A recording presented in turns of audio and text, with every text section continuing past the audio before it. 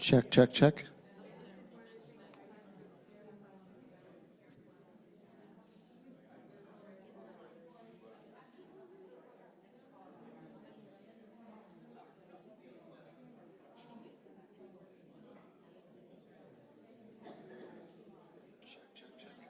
Okay. YouTube works. Yeah. Is that microphone off?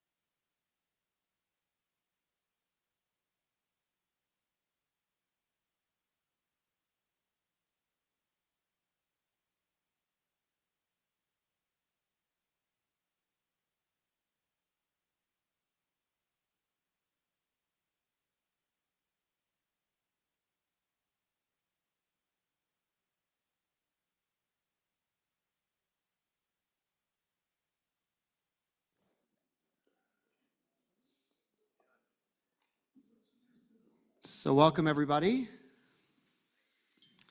My name is Rabbi Mark Katz. I'm the rabbi here at Temple Ner Tamid, and I just want to welcome everybody. Before we begin, just a few thank yous. Thank you to Shirley Colbert, who sponsors this speaker series, our Temple Talk series. And as always, thank you to Carrie Shavat, who is really the brainchild of this and has really fostered this for years, and we're so excited by the caliber of speakers we have, and Mayor Baraka is right up there with those speakers. You're going to see over the course of this past spring, tonight, and then later on toward the summer, we're bringing many of the candidates who are going to be running for governor of New Jersey through. And so we've already seen Representative Sherrill and Representative Gottheimer. Today we've got Mayor Baraka, and mark your calendars, on the 18th of June, we're going to be welcoming Steve Fulop to the Bima. He is the mayor of Jersey City, and he will be our last speaker in this season. So I want to read Mayor Baraka's bio, and then I'm going to turn things over to our wonderful moderator, Jim Axelrod, who every time that he speaks manages to really move me, at least. And so, before he was a mayor of New Jersey's largest city, Raz J. Baraka was a poet, an activist, a coach, a mentor, a teacher, and a principal. He's also a member of Alpha Phi Alpha, America's first intercollegiate Greek letter fraternity established for African American men. Mayor Baraka was born and raised in New Jersey. He's a kid from Newark who grew up to transform the city he loves through creativity, compassion, and imagination. As mayor, while gun violence and violent crime spiked in America, Newark reduced crime to a 60-year low.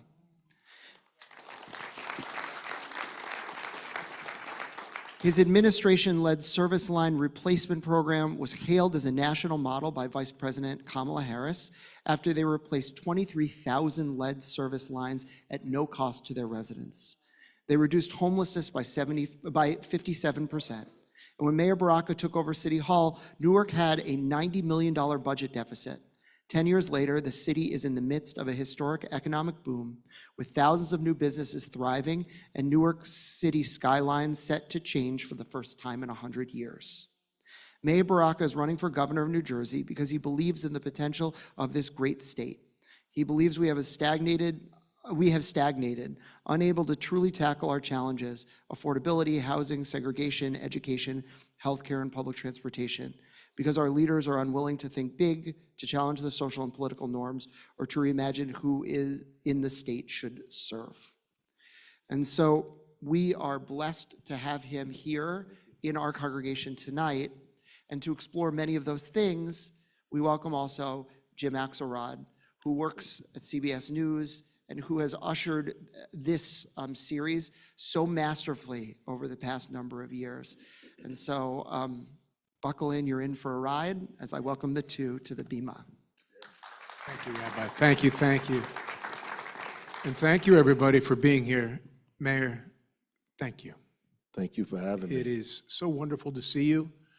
You know, you've been mayor of Newark for 10 years. Yeah, feels like 50. I'm sure it does. You had a full head of hair when you started, huh? I will tell you that if you think about being something as demanding as the mayor of Newark, you get to the point where you've certainly put your time in. We'll explore what you've done with that time, but nobody would be denying you the feeling if it was, I need a vacation. I need to go fishing. A few people. Man. I need to do something. Instead, you want to run for governor. Yeah. So you're already cruising along, and now you want to try to find another gear. Yeah. Take me through that. I need a doctor. Tell me what that calculus is all about for you, that you want to run for governor. Yeah. Well, first, I thought that bio was great. I didn't write that. That was beautiful. But Mike, I said first, I thought that bio was great. I didn't write that. It was beautiful. No, I liked did. that. Yeah. That was it. But I honestly, I think it's the time, you know, for this to happen. Things that are happening in the country, that are happening in the state. I think that we've been walked up to the door of democracy, many of us, but we have not been able to get in. New Jersey is a great state with a lot of incredible infrastructure and assets. But the inequity in the state is made it pause. It is not allowed it to be as robust and creative as it should be. For example, we have some of the best schools in the nation, right? Some of the top schools on the top 10 list of the United States, but they sit next to schools a couple of miles away from schools where only 3% of the third graders read on grade level, right? We have some of the best hospitals in the country, but everybody doesn't have access to those hospitals. One of the largest wealth gaps in the nation, sixth most segregated state in the country. I mean, these are things that we need to address, and I think because we have not been willing to address those or have the courage to address it, we've actually become stagnant. The prices, the cost of living in New Jersey has increased incredibly. The segregation has deepened in our state. Our taxes are growing because of home rule in different communities have not allowed us to work together to bring people's tax burden down, to build the number of houses that we need. Not just rental housing, but also houses from the ground up. I remember the last time somebody saw a house being built from the ground up. It's caused mortgages and rents to increase astronomically in the state. We are 230,000 units short of what we need in New Jersey, 4 million in this region, one of the richest, wealthiest, busiest regions in the nation, which is why costs are so high here in New Jersey, and we have to address those things. So this is really, if I hear you correctly, this is an equity play. This is a campaign based on challenging the promise of this state to the promise of this country. The promise of the country, and Right. not just the state. And we are failing, in your view, when it comes to equity. Well, I think at this point, like when people look at equity, they think of it in the social framework, like in terms of nationality and race. But when I look at equity, I look at people's opportunity to participate in the larger economy, in a robust economy, an economy that's growing, that's vibrant, I think while we are trying to attract businesses to the state of New Jersey, there's this narrative that businesses are leaving, which is not true, that millionaires are leaving. It's not true. New Jersey has quadrupled its millionaires in the last 10 years. The problem is that the businesses that are here are not growing, that there's a labor shortage. There's a labor shortage because we have not identified communities that are underrepresented and trained them and certified them and gave them a pathway to participate in the economy. We pay too much. The cost of living is too high in New Jersey because there are not enough people that are able to pay taxes. 30% of white families in New Jersey are struggling. That's the Alice report. Asset limited, income constrained, but employed. These people have jobs, but they're struggling. A third of white families, 52% of African-American families, 51% of Latino families. If you move from county to county, it gets more bizarre. Like if you go all the way down to, all the way down to Cumberland County, then the number goes to like 53, 54% of the people in the county are struggling. That means the cost of living in New Jersey is too high. And I equate some of that with inequity.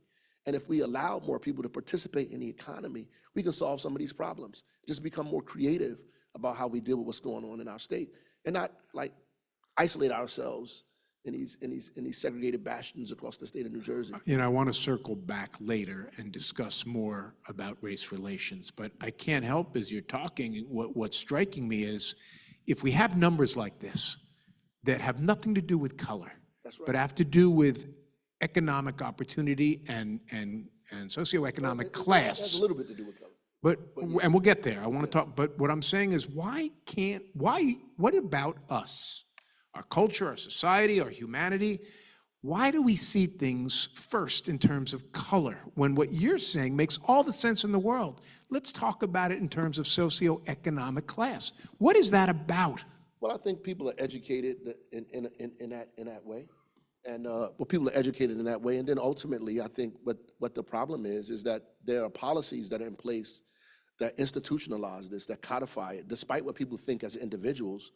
What policies are in place institutionalize these practices that make it so, African-American women die 7 times more likely in hospitals giving birth than everybody else. These are institutional practices. This is not about whether somebody likes individuals or not. The communities are segregated because of zoning laws that were created to exclude people, and they have not been changed. And so it perpetuates itself constantly, which goes into education, which goes into opportunity to have jobs. For example, Livingston and Newark are just 8 miles apart, but the life expectancy between Newark and Livingston is 14 years.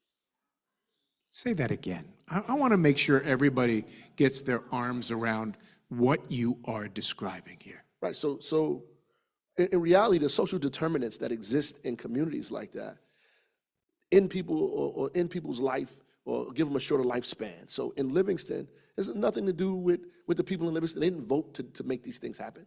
But the policies that exist, the opportunity that's available, the isolation that's created from social norms that have existed for decades, right, creates barriers that we have to break down, that I have to break down every single day.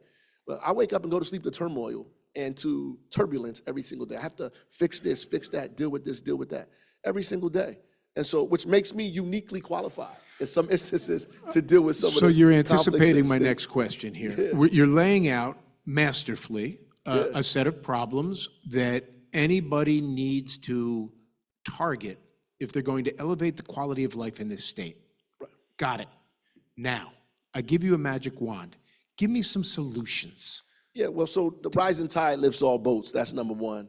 And so some people, we like to believe that our problems are different, but it's not, right? They're just more exacerbated in places like Newark, right? They're just more pronounced. So affordability is a statewide issue, right? All right, so give me an example of something you did in Newark that solved this problem. Part of the problem with a major part of affordability is housing costs, right? The fact that we do not have enough housing, period, and we do not have enough affordable housing. So in Newark, we constantly are building affordable housing. We're building affordable housing everywhere throughout the city, and at the same time, building market rate housing. So we don't have this or kind of philosophy that the rest of the state have. We have an and philosophy. So we build market rate housing and affordable housing. We build it in the same community. We have inclusionary zoning ordinances that requires developers to build affordable housing. We take city property because we're the only city with a land bank in the entire state, and we allow residents who had Section 8 vouchers and take those Section 8 vouchers and turn them into mortgages. So you have people who lived in public housing for generations who now have a key and a backyard to a home that was provided to them by the city that they pay for, obviously, but we can give them the land, and the mortgage with Bank of America is such that they can afford a 15, 20, 25-year mortgage using the Section 8 voucher that they got. We create these opportunities through home ownership and still building housing in the city at the same time. These are things that are happening today. This is not stuff that I'm dreaming about or making And up. is what's happening today transferable? In other words, outside of Newark, statewide, could you implement this program? So the state of New Jersey right now is contemplating through legislation to turn their DCA vouchers that they have, DCA Section 8 vouchers, into opportunities for home ownership across the state of New Jersey. I wonder where they got that from.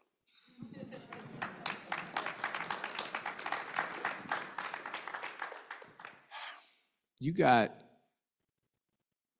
quite a race in front of you for this nomination.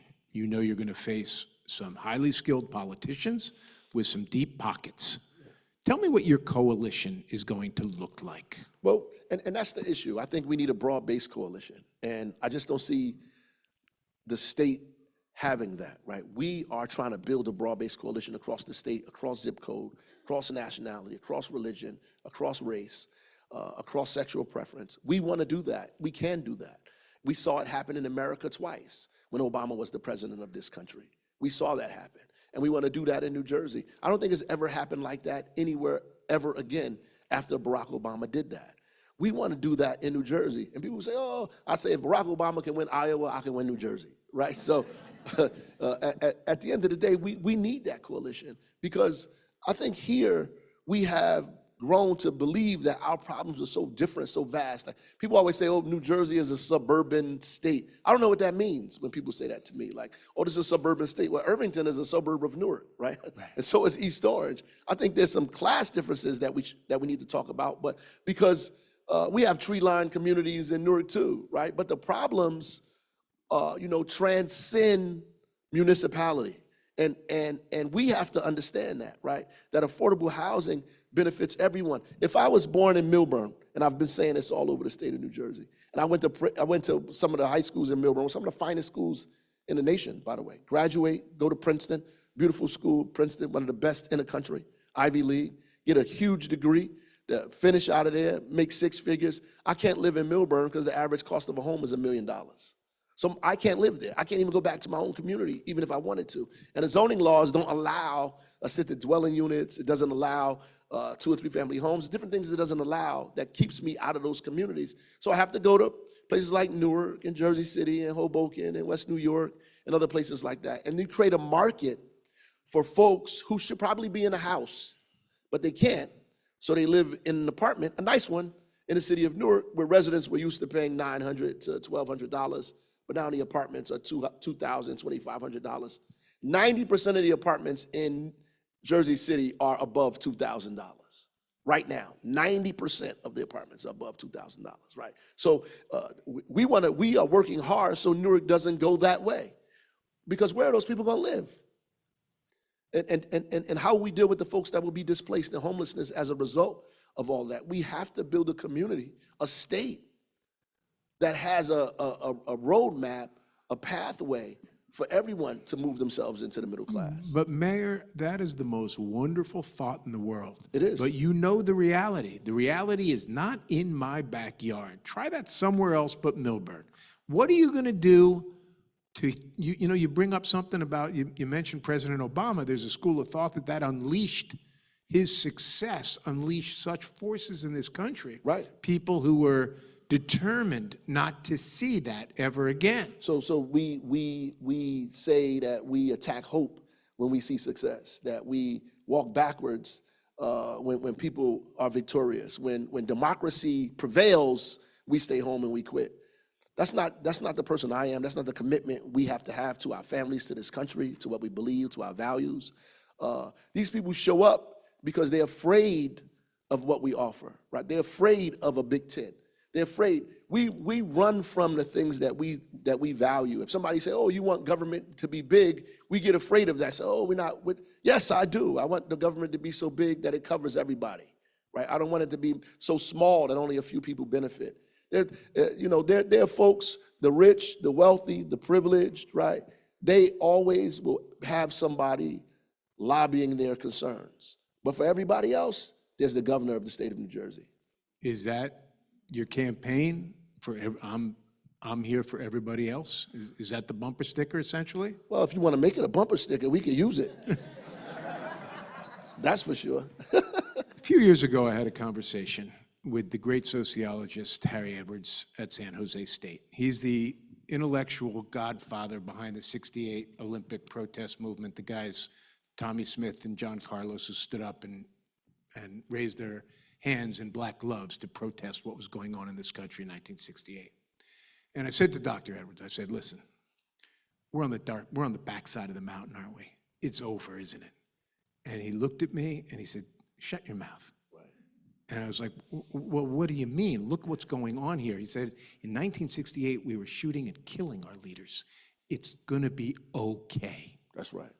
That's what right. my mother would say. She would say the same thing. Tell me about that. She would say, we lived through 2 world wars. We lived through Vietnam, Korea. We lived through these kind of plagues, so forth and so on. Well, she's a lot older, but she said, we lived through this. We're here. We're going to get through this. We're going to make it. And our people lived through lynchings and slavery and all this, and we're still here. So, except I'll tell you, I don't have the luxury of pessimism. Yeah, but I'll tell you what we say in my house. Hope is not a policy. You got to do something to get where you want to go. But you can't do it if you don't have hope. Hope is what makes you get out of the bed the next day and try again if you failed the day before. Hope and belief, the faith that you win, that at the end of the story, the righteous prevail, is the reason that you keep fighting. If you have no reason to fight, then you do nothing anyway, right? That's why it's important to inspire people to build these broad-based coalitions that are consistent, that bring young people and get them engaged and involved, because I believe elders are for counsel and young people are for war. So that's really what we need. We need young folks engaged and involved in what it is that we believe and think, and passing those values down to them so they fight for the things we think are important. Let me just say, this is a really wonderful conversation, and I am so grateful that you're here. I will tell you the same thing I told Representative Sherrill and I told Representative Kim. You can go anywhere and talk about infrastructure, but you are here visiting a synagogue. Now, I know you are running for governor and not Secretary of State, right? But we're not going to have a conversation in this space that doesn't touch on what's going on in Israel. Sure. Let's start with your overview. Okay. What do you make of what's happening? Well, first of all, I think war is ugly and nasty, and in a general sense, it's problematic for me, and we need to be figuring out how to resolve this and get to an end. Ultimately, what happened, what Hamas did is horrific. We cannot approve of terror in any form. Kidnapping, shooting, murdering innocent young people, civilians is wrong. Is dead wrong.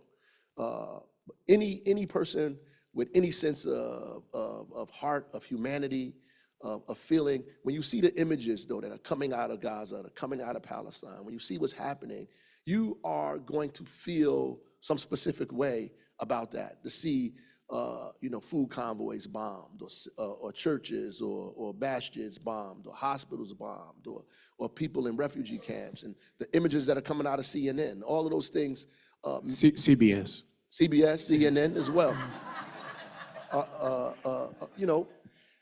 Obviously make people alarmed about what they shouldn't. Anybody that has a heart, that has humanity, if you see a child that's charred and burned, missing limbs, you obviously are going to feel some kind of way about that, and you want this stuff to end immediately. This is why I think the call for ceasefire is loud, and I think it's right. Most people of any conscience in private want this thing to be over. In public, some people may say a few different things, but in private, most people know that this should not happen and this should end. I had a chance on Monday to spend time with a now former military intelligence officer, a Jewish American Army major who resigned his position because of his view that the American bombs were being used to target indiscriminately Palestinians. His view.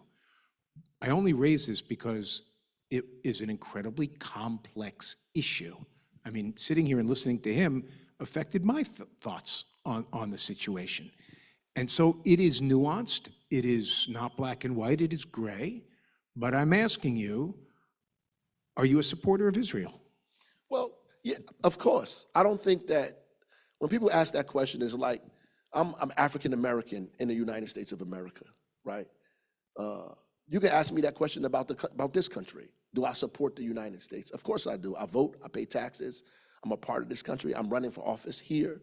But do I agree with everything that happens out of the federal government? Absolutely not. If Trump was the president, would I agree with the things that Trump is doing? No. Do I think that we should repeal Roe versus Wade? No. Do I think we should attack voting rights? Absolutely not. Do all of the things that are happening in this country now, banning books, getting rid of DEI, those are things I oppose, shutting down affirmative action. I oppose those vehemently, but I'm an American. Right? And because I'm an American, I oppose those things. Because to me, America represents a set of values that these people don't represent. And I can't let them kidnap what I think America represents for me. All right, and so because I'm a patriot to this country. Totally get that. And I know that that's an authentically, deeply felt feeling. Right. My question's about Israel. No, it's the same thing.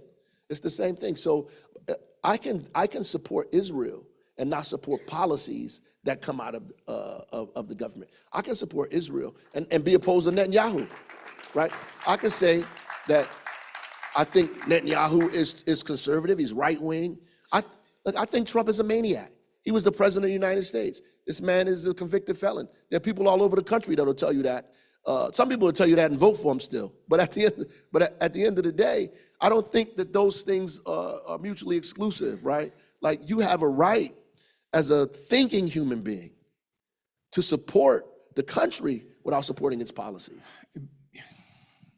Part of your coalition, I think, and please correct me if my analysis is not right here, but you are going to draw from some parts of the Democratic Party that are probably further left than, say, Absolutely. Representative Sherrills, right? Or Gottheimer, or anybody else who decides to get in the race. And on that far left are some of the most Well, I don't think you got to go too far to get past Gottheimer, but. But in that part of the political spectrum where a lot of your support resides, Right. also are some of the most vocal, fiercest critics of Israel. Absolutely. How do you thread that needle then? I mean, you got a room full of people who are curious to know. Well, honestly, I think that's what we need to do. We need to be honest, and we have to be able to have dialogue where it doesn't devolve into vilifying people because they don't agree with you, right? That we have to be able to say what our positions are and be able to back those positions up. There are 10 things that we could we put on the table. We might disagree on 3 of them, right? We can't break up our united front because of the 3 things out of the 7, right? Unless these are things that we believe are, they can't exist in the same place at the same time, right? And so we're going to struggle around specific issues. I'm going to struggle with people on far left. I'm going to struggle with people on the far right. But ultimately, I think the problem is extremism itself, right? Ultranationalism and extremism is the problem. And we have to address, because ultranationalism, to me, always devolves into racism, right? Always. And racism, to me, devolves into fascism in my mind, right? So ultimately, if you are upholding yourself as greater, as better, as more superior and supreme as anybody else, then ultimately that turns into something else. And this kind of extremism that exists on all levels is what creates terror, right? The terror that comes out of Hamas, right? And extreme folks on the right begin to believe that we should wipe everybody out, or we should bomb this, or we should bomb that, or those kind of ideas are dominating the political sphere, when people like us should be really talking about how to get rid of all of that extremism and begin to build communities where lions can lay down with lambs. So in a state where there are, I think, 600,000 or so Jews, I think we're about 6.6% of the state's population, I think there's a lot of people who are, as they begin to assess the candidates, and many Jews, the majority of Jews vote Democrat, so I know this is very important. Right. I want to have a heartfelt exchange and dialogue here. Yeah. Tell me, the state of Black-Jewish relations, tell me in your view, how are we doing? Yeah. Well, I can't speak for every Black person on the planet, but I mean, ultimately, you know, look, the Democratic Party is the Democratic Party because of the Jewish community and the African American community at its base, right? The Civil Rights Movement was a collaboration and conglomeration of African American and Jews. As a matter of fact, on the corner of my block where I grew up, right, there was a church when I grew up, but at the top of it is the Star of David. It was a synagogue, and the rabbi in that synagogue actually spoke at the March on Washington, right? Rabbi Dresner, and Wayne was also right on the platform behind Martin Luther King. So the idea that the possibility for us to struggle and fight, you know, for what's right, for democracy, for justice is there. I think that the issue is leadership, right? And that's always the problem. It's leadership. How are leaders bringing our communities together? What are leaders telling the community about our shared struggle, our shared experience, our shared environment? I mean, what are we talking about? And those discussions aren't happening. So when you what say, happened? Explain to me. There's been, in my view, there's been a fraying, and I think you would agree with that. It's not the height of the civil rights movement and this unquestioned connection where everything was knit together. What happened? I don't think it was always knit together. I just think that, you know, for example, the condition, the time and condition created the necessity, right?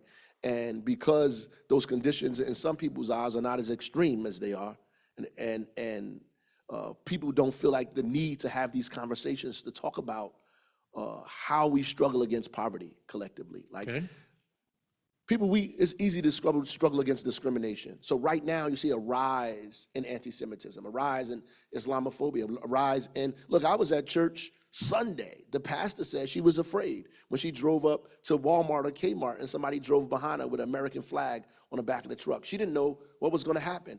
Thinking of the supermarket in Buffalo that got shot up by some crazy person, right? You know, so the fear that people have, this divisiveness, will force us back into these situations, unfortunately. But prior to that, you know, the conditions in our communities, in this state, in this country, our values should always keep our fight for justice and equity at the front of our mind, right? Sometimes when you come in a house from the rain, it's difficult to go back outside again, right? And so we have to come out of our comfort spaces and begin to fight for things that we have that people sacrifice for us to have. Let me ask a question another way.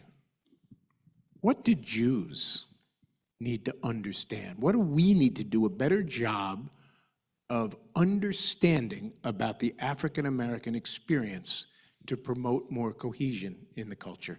Well, I wouldn't single the Jewish community I'm just out. saying we're here. Right.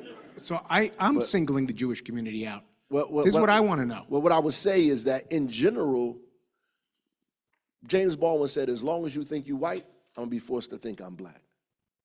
So so it's not about Judaism, it's about whiteness. And that's what we need to begin to understand. There's a lot of whites that don't like us too. Right, no, exactly, but we can't ever pretend to be white either. But you can't, so when the American experiment, when people were Irish and they were Italian and they were Jewish, you know, and it was different. Then we all made an agreement. Like seems like everybody made an agreement. We made an agreement to be American, and to be American, you became white.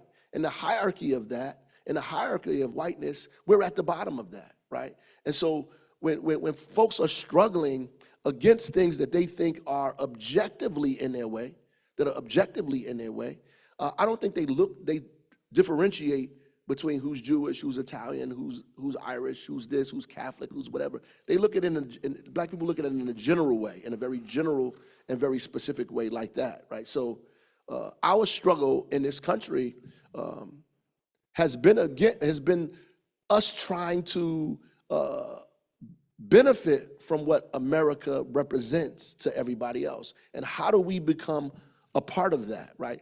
And there have been groups of people throughout the history, white Americans, who've helped us in our efforts and in our struggles, right? That's just a fact. That's just history. And some of them have actually been Jewish. A lot of them have actually been Jewish in that fight and in that struggle, right? But we're still in the fight. Do you feel that the allies are as numerous, as engaged, as committed today in 2024 as history might say they were in the 60s? I mean, after George Floyd, I think George Floyd brought everybody out. I think that was good. And we saw not just the country, but the world come and say that this was horrible, that this was ugly and it needed to end. But it goes beyond that, right, even. So people want to be a part of democracy. They want democracy to visit their home as well. How do we make those things happen without vilifying people, without isolating, without segregating people? What do we need to do as a state, right? And I think where we are in New Jersey is we're actually stuck. Our economy is stuck. Our labor, labor pool is stuck. We're stagnant, right? We're stagnant. The prices are going up. The cost of living is going up, but there's no real productivity. Our businesses are not growing the way they need to be. And I think a lot of that has to do with the fact that we will not address the things that we're talking about here in policy. We will not address that. We will not address segregation. We will not address that there are 600 school districts, but only 500 and something municipalities. There are actually more superintendents than mayors, right? We won't address these specific things. We won't address our communities and how segregated they are. We won't address that. Our kids play sports, they visit other communities. They know the communities are segregated. They know that there's something particularly different about their neighborhood and somebody else's neighborhood. We act like we don't see these things. We know that the economy in this state doesn't visit everybody the same way, right? We know this. And when people who struggle with that every day don't see the voices as loud as they should be, then they start pointing fingers at individuals. And it takes leadership, real leadership, in all communities to be able to come together and say, this is wrong, that we need to address this. All right, so you raised the question then. What would a Governor Baraka do to get that done? Not just articulate the problem, but let's just take this school district example you just, Absolutely. Because it's crazy, right? It's like ridiculous. crazy. All right, Governor Baraka. Well, first of all, the Department of the Education Commissioner could do most of this stuff now, today. It doesn't take, that's why they have them in these mediation meetings today. They can address some of these issues, right? So first of all, school districts, in my mind, should not just have one school in them, right? There should be a unified school district. You at least should have an elementary school, a middle school, and a high school, right? Fundamentally, you cannot have one school district or have a regional school district where only a few kids go to school, but everybody else is stuck in one area, right? We also have to get rid of this idea that if I send my kid to school outside of his zip code, that's illegal, because in New Jersey you can go to jail for that. So fundamentally, that should end, right?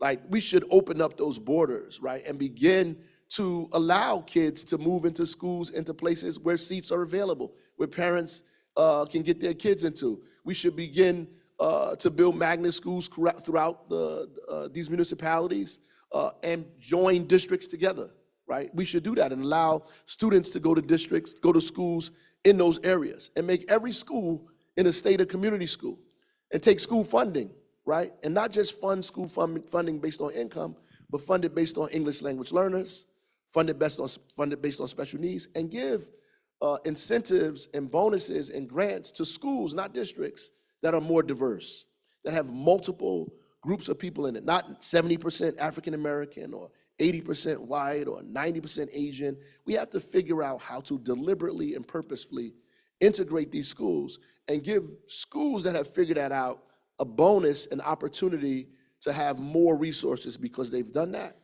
So what you're doing, in essence, is using a carrot to help people begin to gradually integrate or diversify their school district. All right. I want to talk about something that isn't pleasant. But I know it's going to be something you're going to answer on the campaign trail, so I want to address it here. The writings of your father. And I want to be clear, you're not responsible for the writings of your father, but I want to know how you feel about them. Because some critics say he's one of the more, you mentioned Baldwin, that his voice was along those lines in terms of articulating the African-American experience in this country. It was. A critically important voice. It was. And then, of course, he wrote some anti-Semitic things. He wrote some homophobic things in his life. He wrote a lot of things in his life. He evolved in many places. I don't think my father is anti-Semitic. I don't think he was anti-Semitic. That was my question. But here's what I'm telling. Here's what I say to people. My father passed away in 2014 in the hospital in Beth Israel, passing out literature so I could be the mayor to people who couldn't even vote for me, right? He's not on the ballot. He's not running for governor. His son is. I love my father completely and dearly. The work that he did in our community is significant. The work he did for this country and fight for democracy is incredible. I grew up in a household with multinational folks from all over the world who came to my home and read poetry, who gave speeches, who talked in my living room, period. So I don't know the person that all of these people, and some of the writings that he wrote when he was in college and when he was younger and so forth and so on, I wasn't born then, right? I was raised in a household that was not that household, right? Now, people can disagree with some of the things that he said, but in my mind, who I know and who I believe, who I love, my father, was an internationalist, right? And some people know him as a socialist, right? And some even know him as a communist, right? But they don't know him as an anti-Semite, and I wouldn't know him as that, right? So you got a room full of Jews and a room full of voters. Right. Just give me a little bit more on why he was not an anti-Semite, because I've read some of the work, and I have a question about it. So tell me, help me understand that. Because I hear his son, and I clearly know where you're coming from. I get it. But I need to understand his thoughts. Well, obviously, I can't speak to all of his thoughts. I'm not him. He's not alive. He's not here. He's not well with us. So I can say what I think, right, or what I believe, right? Please. I know there are things that my father thought and wrote and talked about as a younger Baraka, as older, when he became more international. I know that he didn't think those things because he talked to me about that. He talked to my family about that, right? It's very clear. He wouldn't be against the Rosenbergs. He wouldn't be against folks who fought for workers' rights all over the world, no matter what their religion was, or no matter what their nationality is, or no matter what their race is. That's what he believed. That's what he thought. That's what he felt up until his death. He was a card-carrying member of the Democratic Party, by the way, but he had socialist leanings at the same time, which would really encompass all folks, right? In his mind, that he thought was fighting for the collective of working people all over the world. That's what he believed. I know that's what he believed because that's what he talked about most often. But he's not here, right? He's not around. His name is not on a ballot, and no matter what you feel about him, he's not running, and he's not going to be the governor. He wasn't the mayor either, and he didn't want me to be the mayor. We struggled about that, but I became the mayor. He didn't want me to be the mayor, but he still passed out literature for me, right? Conflicted individuals. But at the end of the day, he's not going to run the state of New Jersey. His son will, right? And that's God in my mind, right? At the end of the day, the same person who the same God that allowed Martin Luther King to get locked up with his Bible and allowed Barack Obama to be sworn in with that same Bible at the White House. That's the God that I know, right? The God who would have my father beat in the head in the Newark Rebellion and make his son the mayor of the city. The God that would make him the poet laureate and have the controversy about that and have us discuss Black-Jewish relations in the synagogue and make his son the governor of the state of New Jersey in a broad-based coalition that includes us all. You get asked about this all the time. What's a stop? Is this something you feel gets too much play? No, I think people, look, some people remember things because that's their time, that's their era. There are a lot of young people who have no idea what we're talking about. And frankly, probably don't even care, right? They have no idea what we're talking about. This is where we are. We're talking about it because this is what we remember. This is what we think. And we make our memories the memories, right? And sometimes we just get stuck, right? And we won't progress like I believe the state is stuck. So, I mean, ultimately, I think in order for us to get past or get by, we have to get past and get by. And that means we have to have these discussions and be honest and courageous enough to have this discussion. So I appreciate the question. There are some people who harp on it because they have negative intentions, right? So reporters ask me questions like that, then they follow up with questions like, I had a reporter ask me the other day, do I think I have an advantage in this race because I'm African American? I had to pause and say, you mean in America? And then he went further and said, well, I say that because do you think black people are going to vote for you because you're black, and does that make them racist? I said, well, what the real question is, what you should be asking yourself, is why do you think white people won't vote for me? Did you think that they're racist? Was that in your mind because you're racist? All right, so let me not ask about the father. Let me ask about let me ask about the son. Does the son think there is a problem with rising anti-Semitism in this country and in this state? It's obvious. I mean, we sitting in a place that was a victim of anti-Semitism. I mean, it's any clear-thinking, wide-eyed, woke, because the opposite of woke means you sleep, and I'm not asleep, brother. I can see, I'm alive, I'm active, I'm well, so you can see there's a rise in anti-Semitism. Yeah, it's very clear. Just like it's clear there's a rise in divisiveness in this country. Anti-black, anti-Asian, Islamophobia, all of these things, there's a divisiveness. When we can't explain these issues and we don't have the courage to talk about them, we leave that space to be commandeered by the extremists, right?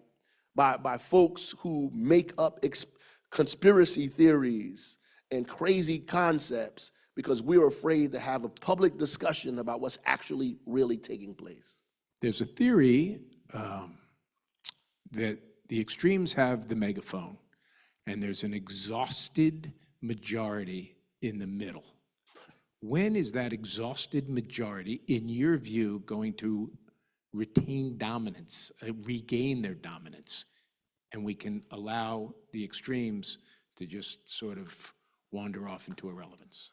Well, I like King, I always think the arc bends towards justice, and I believe ultimately people have to be organized. If we don't organize people, they're just going to be where they are. I think that's why I keep going back to leadership. We don't have, that's why I said earlier, I don't have the luxury to be pessimistic, right? I have to be able to see a place in order to take people there, right? If I'm not optimistic about our present and our future, then how can I organize anybody else to be the same?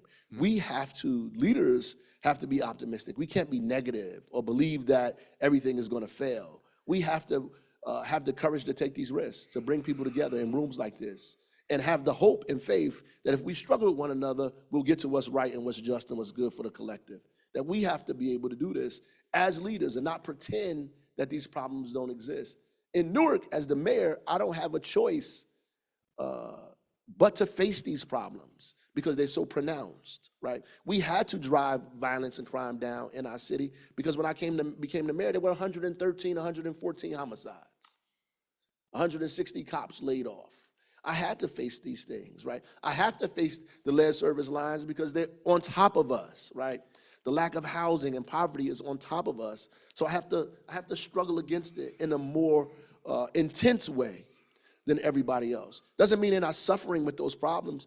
People steal packages off your porch the same way they steal packages off the porch of anybody else. We just struggle against it in a more intense way because we must, which again makes me uniquely qualified to handle these problems, right? Because if you got on the plane and the pilot said, "This is my first flight," you might get out because you know turbulence is coming. And you'll be thinking the whole time, we gonna die, this man don't know what he's doing. But ultimately, we've flown through turbulence as a matter of necessity. What you're saying is the wisdom is in the scar tissue. That's right, that's right, that's right. I want to ask Rabbi Katz if he would come on up and ask a question or two. I know he's been listening. Thank you. So this is part of our process, as I always come up at the end and ask. I want to talk about college campuses. Yeah. You know, fast forward, you're now the governor, or actually, let's make it a parallel universe. This past spring, you were the governor of New Jersey. Rutgers is clearly kind of under your portfolio in your auspices. What do you think about what's going on college campuses right now, and what would you have done differently in Rutgers? Well, those people at Rutgers in Newark, they still out there, by the way, in those tents. They're not, the irony is around the corner is Green Chickpea. Like me and Marty are really cool, we friends. We had a conversation about the guys there. I said, they're not bothering you. He said, yeah, they're not bothering me. In fact, when they finish, they come in here and get a falafel or two. I said, okay, well, you're benefiting from it. But the reality is, I think the university is designed for us to have discourse, right? It's designed for us to have debate. The debates that we practice at the university become real in the world when we move forward. We have to teach young people how to have discourse, how to have disagreement, how to look, this stuff didn't begin with them. I mean, there are generations of kids that grew up in college campuses that protested. I protested when I was at college campus. I didn't want to get beat in the head or locked up. There were kids at Kent State that got killed during the Vietnam War because they organized anti-war protests, right? And so we have to have some level of tolerance. Doesn't mean you have to have disorder, but you have to have some level of tolerance, right? For people who are organizing and pushing ideas on campus. And if you can't do that at the university, where else can you do that? But here's what I think is at the root of the rabbi's question, and it is a cause of a great deal of discomfort for a lot of folks in this room. There didn't seem to be, among many of the protesters, the capacity to distinguish between Israeli policy and being Jewish. And Jewish kids were targeted on campuses because they were Jewish, not because they were pro-Netanyahu. Right. So what do we do about that on college campuses? To me, we have to differentiate between that. And when that happens, that's wrong, and we have to call it out when that takes place. But there's also Jewish protesters with the folks that are out there. There are folks out there that are also Jewish. You know, I've seen them in New York, in Columbia. I've seen them in New Jersey. Folks who are also Jewish that are involved in these protests. So we just have to be careful. We just have to be careful, right? We have to be careful of how we deal with that. If there are individuals that are on the campus that are clearly attacking people because they're Jewish, then they need to be removed. They need to be removed. They need to be targeted. They need to be removed off of the campus, clearly. I would not allow people to be on a campus that targeted African Americans, that targeted any, period. I would think that they needed to go immediately, post haste, swift, whatever it is. And I feel the same way about folks if they're spewing anti-Semitic hate, if they're attacking individuals, if they're doing things. And I think protesters that see people among them that are doing that should call those people out, right? And again, that's leadership. Right? That's leadership. And if there are university professors that are engaged with young people, their job is to direct them clearly. Obviously, there are always going to be provocateurs and people who have a different agenda who mix themselves into what's going on to create further problems, which has happened in this country historically. Like whether you're talking about the civil rights movement or any movement, right? Period. We need to make sure that those provocateurs are identified and pulled out of there. I think the overwhelming majority of those kids mean well. They're opposed to war and bloodshed, right, and violence, period. And do I think that some of them can be swayed? Absolutely, right? And so it's up to us to get in there to make sure that all information is being disseminated, not just a little bit. But you're telling me that if a Jewish kid can't access his chemistry lab simply because he has a Star of David on, that's a wrong, problem. and you're committed to making sure Yes. that doesn't happen on college campuses. That's a problem. That's a problem. It absolutely is a problem. I'm curious, though, also about the kind of education that kids are necessarily getting. You know, when kids are chanting, for example, "Say it loud and say it clear, we don't want no Zionists here." You know, 90% of Jews are Zionists. Jews don't hear the word Zionist. Jews hear the word, "Say it loud and say it clear, we don't want no Jews here." And it's a lot harder. You know, you can say, you know, the majority of kids just want peace, but the majority of kids are still chanting those slogans. And it's those types of things that may not actually make Jews any less physically safe, right? No one, Right. like, they're not going to get attacked necessarily because of those, but it definitely creates a feeling of unsafety on the college campus. Is there anything to be done about that? Well, I think that what you're saying is right, that we do need to have discussion about what Zionism is, what these ideas are. I think that people are saying things that they're not really clear about, right? And you're asking kids and young people to have a full view of these things that we've been afraid to talk to them about for decades, right? Until there's crisis, now we want to automatically have these discussions. We have to be having these discussions now. Like, and after this, it should be instructive that we have to have full view public discussions about some of these concepts and ideas and histories that we're talking about that people have misconstrued, taken for granted, outright lied about, right? That we have to have these back and forth, not just in a Jewish community, but all communities, period, in all communities, and what we feel about each other, about what's going on, period, right? Like, at the end of the day, you know, First Street Baptist Church, 4 African-American girls bombed, blew up in the church, right? Going to Sunday school. There's no African-American leader that I know of good conscience, that would say, let's go and bomb kids in a white church. That's terrorism, right? We understand that, right? And so our struggle is not that. That's not our struggle. It's never been that. It's never been. We lived in a country where they've lynched thousands of African Americans from poles, trees, lampposts, right? Riddled our bodies with bullets, cut ears and fingers and toes off and gave them out as souvenirs. We never advocated that happened to other people because it happened to us. We never required other people's suffering as the price of our freedom. Never. So we don't agree with that concept.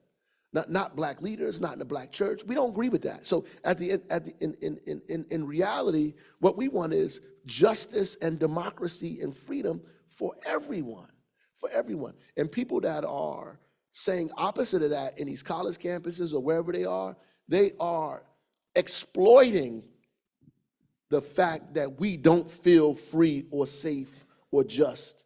And folks that are around there become victimized by that. They become victimized by that. And ultimately, like, our job as leaders is to educate our young people in our community on what is just and what is right and why we need to be together and not apart, right? We can't hold on to this one thing because it hurts us, you know, emotionally, but it's not going to help us progress collectively. Like, people will get upset because somebody believes something, because I think something, based on my context, based on my point of view, based on my perspective, based on my history. This is what I think. This is what I've been told. This is what I think is right.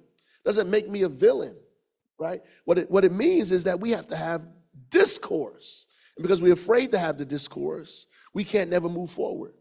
Everybody, you know, gets in their little spots, you know. Get in your silo. Yeah, Stay there. And you get a foxhole, and you get a foxhole mentality. And now it's us versus them. And ultimately, while we're fighting this us versus them fight, the real problems that we have are ignored and overlooked. The real problems that we have are ignored. The access to democracy, the fight for health care for women, child care for young girls, right? Access to education and diversity and equity and inclusion being attacked. When they attack diversity, equity, and inclusion, it doesn't mean they're just attacking me. They're attacking all of us, right? The same people that are against increasing the minimum wage are the same people who are against women's right to choose. The same people that are against the women's right to choose are the same people who want to give tax breaks to the wealthy at the expense of working class families. These are the same people. The same people who run around and are anti-Semitic are the same people who are anti-black and anti-women and anti-Asian. These are the same people. They're the same people. But we are so stuck on being angry with each other, we let them off the hook, and they take everything from us, from voting rights to your ability to go down the street and make a decision whether you want to get a C-section or have a vaginal birth, or whether you want to have a birth at all, or arrest you for buying contraception. These are the people. They're together. They've always been together. History has proven that they have a unity. We don't have that, because they allow our emotions, they feed our emotions and allow us to fight each other about things that we can fix. That we can fix, right? And most of it is perception. And the only problem with perceived hate is you can't fix perceived hate, because you think I think something that I really don't think, or believe something that I really don't believe, right? If we had a conversation or a discussion, we would realize that we have more in common than we have different. And ultimately, we might even want the same things. I would caution that, you know, in the same way that there can be racism on the right and racism on the left, right? The not in my backyard, but I still voted for Barack Obama racism that you find among Democrats, right? And you need to attack both kinds. That's right. To undercut the fact that there is anti-Semitism on the left by saying, actually, it's the right, and they're using it as a crutch to. I don't disagree. So I just want to clarify that, because I know you probably don't believe that, but you said that kind of. What? That there's no anti-Semitism on the left? No, that the real anti-Semitism is on the right, and that it's kind of a fake fight between us that the right is kind of causing us to have among ourselves. So I want to clarify that you didn't mean that. Yeah. So let me tell you what I did mean. Yeah. Right. So I think that the further right you go, the more violent and repressive that you become. Right. The further right to me is ultra nationalism. It is super conservatism. It turns out to be, you know, in my mind, even imperialism. That's what I believe. So, but do we have anti-Semitism on the left that we have to be vigilant about? Absolutely. As vigilant about. Just like you have people on the left that are also racist, right? Who, as you pointed out, there are people on the left who say I'm gonna vote for Barack Obama, but I don't want you to live in my neighborhood, right? Yeah. That's racism that we have to struggle against, right? What I'm saying is that a lot of those things we need to be dealing with each other about in public, right? We need to talk to each other about in spaces like this and call each other out on. Just like there's men who are chauvinists, who are sexist. Why? Because we grew up in a community in the world that told us that women were less than us. So as a result of that, we behave that way. We might not want to, but ultimately we do. And we need to be called out on it, right? And we need to be in a space where it's okay for me to say, that's misogynist. You can't do that. You can't say that. It's misogynist, right? Or for you to say, that's anti-Semitic. You can't do that. You can't say that, right? And I have to be able to say that's racist. You can't, that's like, you're not a white supremacist. Why are you saying that? And we each know our dog whistles better than anybody else. Absolutely. Yeah. And so we have to be able to feel free to challenge each other on those things, right? And not feel like if we challenge each other, we don't get ran out of the space, right? I have to feel free to be able to do that. Hell, I can't go home. My wife gonna challenge me on a few things as soon as I get to the house. Like at the end of the day, she's, you can't do this, you can't do that, you can't. What are you talking about, right? And so we have to feel free enough and courageous enough to have these conversations. Look, I wish we had these conversations 15 years ago, right? That we're able to, even after the Newark rebellions, look, somebody came to me and said, what's the difference between a rebellion and a riot? I said, it depends on which perspective you're looking at it from. But at the end of the day, you have to have the discussion. If you're afraid to talk about it, then we'll never get to the bottom of it, right? And that's the difference to me between, You know, there are folks on the left that are extremists, and that's not who I'm talking about. But there are people who grew up in a society who have these things that they've been educated with that makes them feel these things that need to be challenged, right? It needs to be addressed, period. I'm not talking about extremists. I'm talking about regular, ordinary, moderate folks that, you know, get up every day, go to work, so forth and so on, and feel like I don't have any problem with anybody. I love everybody. I respect everybody. I care for everybody, but ultimately have these anti-Semitic, you know, things that they're doing, or these white supremacist ideas in their head. I was at an event where an African-American woman was talking about maternal care, and she said that there's sometimes in her she has to check the white supremacist white guy that's inside of her. That makes her look at her own people differently, right? That makes her say different things about black people that she got from somewhere else, but it's in her because she was raised in a community that made her believe that we were less, right? So those things exist and can be educated out of us. That's what I'm saying, that it can be educated out of us. And the only way that can happen is through discussion and discourse. But that takes courage. Yeah. It's easy to be angry. I hear that. I hear that. And by the way, I mean, the Jewish community has, or Jews often have internalized anti-Semitism in the same way. Sure, absolutely. I mean, I have to say that, you know, I do a lot out in the community. And the truth is, like, the only way to get things done is through power. And power is done either by organized people or organized money, right? That's, you know, I'm a student of Saul Alinsky in that way. And That's right. And the truth is that because the canard against Jews have often been, we use too much power, we have too much power, every time I exercise power, there's a little voice in my head that's a little bit saying to me, like, you know, is this good for the Jews? Is this right? And that's internalized anti-Semitism right there. And I have to look past it and I have to say, no, if I wanna make this world better, if I wanna build a bridge from the world as it is to the world as I want it to be, then I need to utilize whatever power is at my disposal to build a better tomorrow. I agree with that. I just got one question. When Philip is in here, you're gonna ask him about black-Jewish relationships? That's a joke. Well, listen, I don't know about that, but you just heard the rabbi talk about his own internalized anti-Semitism. So No. we're not going to ask Philip about that either. All right, I want to thank you. Yeah. This discourse that you're talking about is so enlightening, and there's a lot of heat in our culture, Yeah. but there's not enough light. That's right. And so thank Love you that. Love that. for coming here and helping us shine a light on the world, the state, the culture that we live in. We are very grateful. I appreciate you having me. Thank you. Thank you. Thank you. Thanks, everybody. I definitely appreciate it. Full transparency, I was a little nervous because I don't know how to make stuff up. So, you know, I'm an elected official, a politician, but I don't make up stories about individuals. I don't know how to do that. So I'm going to say what's in my heart and pray that, you know, what I say brings people together and not separates us.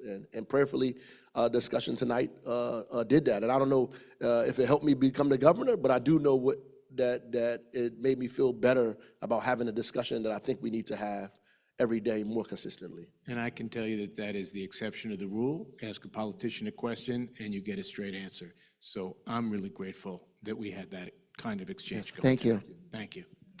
Thank you. Appreciate it. You're very welcome, man. Thank you. I was going to turn off.